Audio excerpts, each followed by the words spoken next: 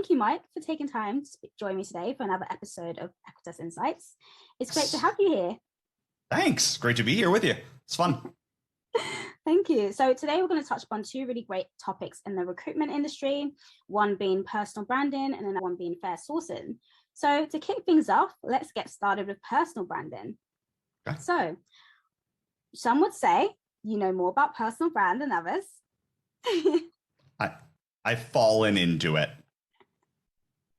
It's one of those people always say, like, how do you do it? And I'm like, you're not going to like my answer to this. You just do it effortlessly, literally. I'm just me, like unabashedly, unashamedly, commercially, unemployably me. Well, I've had the pleasure to hear the story of that, where it began, but like, I would love to hear it for a second time. Yeah. It was a branding idea, actually, I had 5.5 years ago when I was looking to come up with a way to brand myself. And the name Michael Cohen is very, very common. Michael's a super common first name. Cohen's a really common Jewish last name. I'm also not Jewish. And right when I was thinking about branding, Trump was running for president, and he had a lawyer start to do some interviews who was not very couth. And he was just like crass and brusque and crappy. And his recordings of his interviews got put all over the internet. They were funny. His name was Michael Cohen. And I realized that I thought of personal branding is dead. It's never going to happen. You're right. I'm never going to appear on the front page of Google unless I do something I don't want to appear on the front page of Google for. So I decided to think, okay, what do I want to identify as, right? And like, I never read comics as a kid. I read my first when I was 19. It was a Batman comic, and I fell in love with the psychology of the character, right? And so I was like, you know what? He was the world's greatest detective. That's how he got his start in the 30s. I was like, give it a shot. See what happens. This company I used to work for at the time was super cool. They were just like, hey, if you're going to do it, do it. Like, just jump in and do it and own it. And I was like, okay, I did. And it stuck. The branding stuck, and I absolutely love it. That's amazing. That is such an amazing story. Thanks. People always ask, like, when they're like, really quick, like, in 10 seconds, how'd you get the nickname Batman? I was like, I gave it to myself. They're like, brilliant. Oh, okay. I'm like, sorry. So that's just brilliant. That is a brilliant story. I love it. So tell me about how you got to start your company, Wayne Technologies. Like, tell me a little bit about that. Yeah. So being really vulnerable here, right, guys? Because I believe in authenticity and vulnerability. I realized after many, many years, and my wife being really, really, really awesome and supportive, that I'm not commercially employable as a person. I am, in my opinion, I am very good at recruiting and sourcing. I am very bad at being an employee. I know this statistically because I've been fired from every job I've ever had, ever. And in which case you'd be like, oh my God. Yeah, it's embarrassing saying it out loud. I get that, right? But like, it's true. I don't make a good employee. I don't like doing things for the sake of just doing them. I tend to challenge authority in life anyway. You can imagine what it was like being my parent when I was growing up. It was probably difficult, right? So I realized, you know what, I just want to do this for myself. And so started Wayne Tech and was too scared for the first year to go out on my own. Right. I had all like those, I think, fears that most entrepreneurs have around like, what if I fail? Right. Like I have a wife and a house and got to pay those bills, which, by the way, is absolute bull, because my wife is actually the breadwinner. She's always been the breadwinner. She continues to be the breadwinner. So like, that's an absolute bull statement. But regardless, that was the story I told myself for 1 year. After a year and some very straight conversations from wife, life coach, and sister, I was like, you know what, I'm going to go out and do this on my own. I'm going to do it, right? I'm going to stop like working with other agencies and do my own thing. So I did. I started doing contingent recruitment back like I'd always been doing for 11.5 years. And I realized, I actually just hate this. I hate contingent recruiting. This is awful.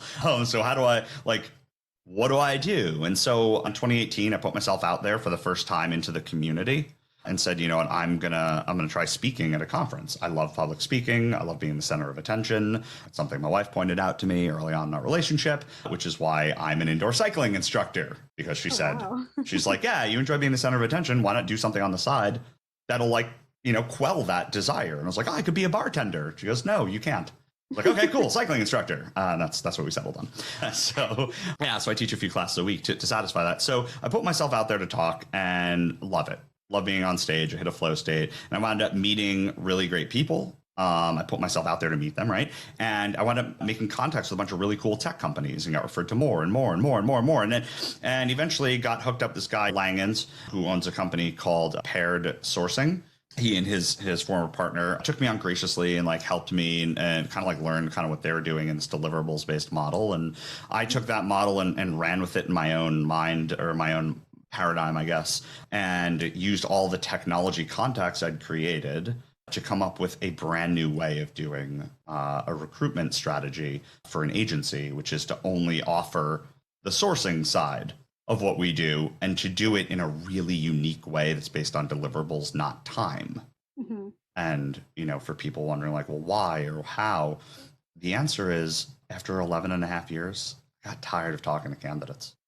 Just didn't want to do it anymore, right? I was over it, right? I'm a millennial. I don't like talking on the phone as it is.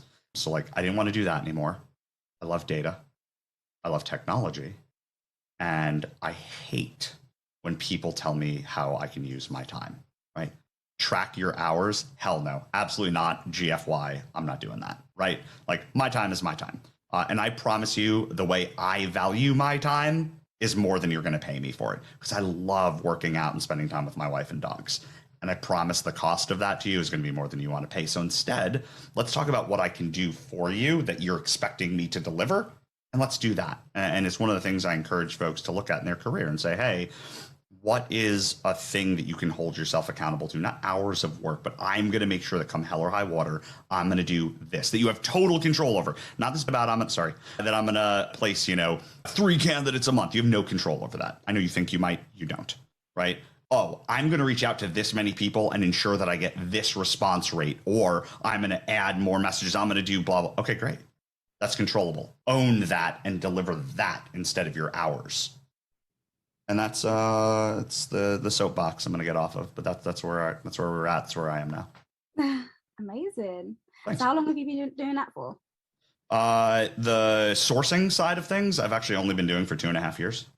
Oh, interesting. Yeah. Everybody was like, oh my God, you've been sourcing forever. I'm like, no, 2.5 years. Before that, I was just another throw shit against the wall agency recruiter. Wow. Sounds like when I hear you speak about it, it's like you've had like years and years of experience of this, it's incredible. With recruiting, yes. Incredible. With sourcing, not so much. I jumped into it and just like, I fell in love with it. I instantly knew. I was like, this is where I'm supposed to be. No, that's so interesting. When you come from like a different sort of background, let's say for example, the recruiting side of things, and then you get into a different aspect of it, you just completely fall in love with it. And it's just, that's right. Is what that is where you are right now. It's amazing. That's incredible. Yep. Thank you. It worked. So